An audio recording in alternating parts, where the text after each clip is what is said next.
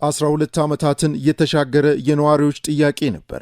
ተስፈኞቹ ከዛሬ ነገ ቦታ ይሰጠናል በሚል በህጋዊ መንገድ ተደራጅተው ጥያቄያቸውን ሲያቀርቡ ከነበሩት መካከል ተከታዮቹ የባቲ ከተማ አስተዳደር ነዋሪዎች ተጠቃሽ ናቸው።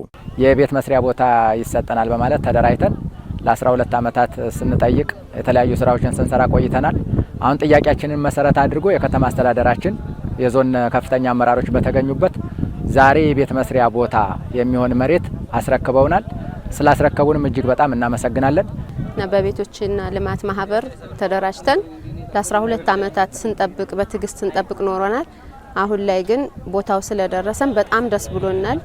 የዓመታት ጥያቄያችን ምላሽ አግኝቷል የሚሉት የባቲ ከተማ ነዋሪዎች ባገኘነው በተሰጠን ቦታ ቤት ለመስራት ወደ ተግባር እንገባለን። ለዚህም ለከተማ አስተዳደሩ ምስጋና አላቸው። መንግስትንም ከዚህ በኋላ ከመንግስትም ጎን ሆነን ለመንግስት ድጋፍ እናደርጋለን። መንግስትም ደግሞ እኛን እየደገፈን እየተደጋገፍን እንኖራለን። ለወደፊት ባለ ነገር ከመንግስት ጎን በመሆን የተሰጠንን መሬት አልምተን እንደገና ደግሞ ለመንግስታችን ክብርና ምስጋና የምናቀርብ መሆኑን በዚህ አጋጣሚ ልገልጽ ፈልጋለሁ። መልካም አስተዳደር ችግር የነበረው የቦታ ማህበራት ጥያቄ ሲፈታ በዚህ ድል ተጠቃሚ ከሆኑት መካከል በግንባር ለሀገር ዘብ የሆኑ የመከላከያ ሰራዊት አባላትም ይገኙበታል። እጅግ በጣም ደስተኛ ነን። ያው እኛ አብዛኛው የምንኖረው በግንባር ነው። በግንባር የሚኖር የመከላከያ አባይ የመከላከያ ሰራዊት ነውና ያን በማስመልከት መንግስታችን በሰጠን እድል የተነሳ ይኸው ዛሬ ባለ እድል ሆነናል። በግንባር ያሉ ጓደኞቼም በጣም እጅግ በጣም ደስተኞች ናቸው። ስለዚህ ዛሬ በጣም እጅግ ደስተኛ ነንና እናመሰግናለን። መንግስትንም እዚህ ያሉ አመራሮችንም እጅግ በጣም እናመሰግናለን። ከተማ አስተዳደሩ ከሶስተኛ ወገን ነፃ የሆነ 31 ሄክታር መሬት ለ55 ማህበራት 1320 ለሚሆኑ የማህበረሰብ ክፍሎች የቤት መስሪያ ቦታ አስረክቧል።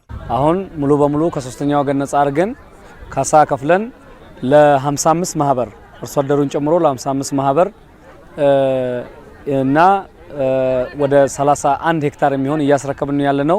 ይሄ የቤቶች ህብረት ስራ ማህበር በጣም የቆየ ነው። ለ12 ዓመታት የዘገየ ነው። ዘንድሮ ሁሉንም አጠቃለን ለህብረተሰቡ እየሰጠን ነው ያለ ነው። እንግዲህ መንግስታችን በዘንድሮ ዓመት የ1 ሚሊዮን የቤቶች ግንባታ ፕሮጀክት ዞን ያለው ይሄ የዛ አካል ነው። የዛ አባላት ወደ 1320 የሚሆን ሃውስሆልድ ነው ያለበት።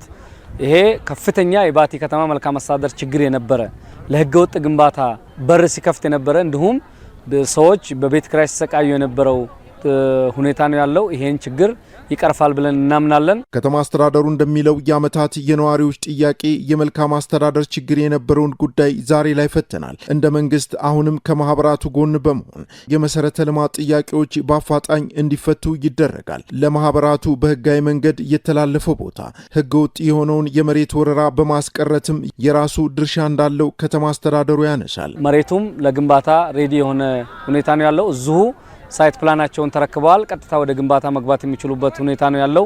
የመንገድ መሰረተ ልማትም በአንድ ጎን የጀመርንበት ሁኔታ ስላለ በፍጥነት ገንብተው የዜጎቹን የመኖሪያ ቤት ችግር የሚፈታ ተግባር መሆኑን ለማረጋገጥ እወዳለሁ።